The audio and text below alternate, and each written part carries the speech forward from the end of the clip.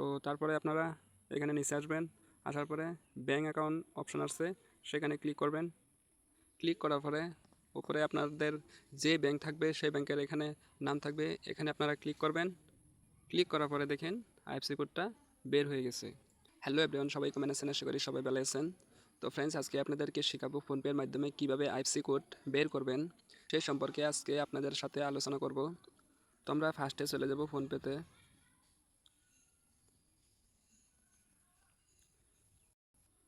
আপনারা ফোনপে আসার পরে এখানে ক্লিক করবেন। তো বন্ধুরা, আপনারা ভিডিওটা স্কিপ করবেন না, স্কিপ করলে কিন্তু বুঝতে পারবেন না। আরেকটি কথা বলতেছি আপনাদেরকে, যারা আমার ভিডিওটা দেখেন কিন্তু সাবস্ক্রাইব করেন না, আপনারা একটা সাবস্ক্রাইব করেন। তো তারপরে আপনারা এখানে নিচে আসবেন, আসার পরে ব্যাঙ্ক অ্যাকাউন্ট অপশন আছে, সেখানে ক্লিক করবেন। ক্লিক করার পরে উপরে আপনাদের যে ব্যাঙ্ক থাকবে সেই ব্যাংকের এখানে নাম থাকবে, এখানে আপনারা ক্লিক করবেন। ক্লিক করার পরে দেখেন আইএফসি কোডটা বের হয়ে গেছে। তো আপনাদেরকে খুব অল্প সময়ের মাধ্যমে কিভাবে আইএফসি কোড বের করতে হয় আপনারা শিখে গেছেন।